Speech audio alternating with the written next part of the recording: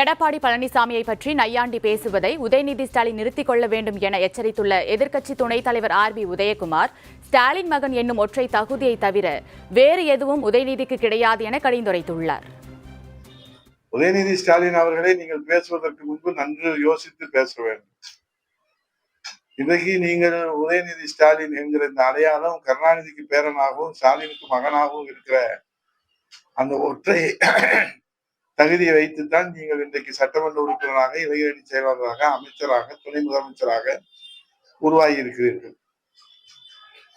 உங்களுக்கு முன்னால் நீங்கள் பிறப்பதற்கு முன்னால் இருந்து இந்த இயக்கத்தை காப்பாற்றுவதற்கும், இந்த இயக்கத்திற்கான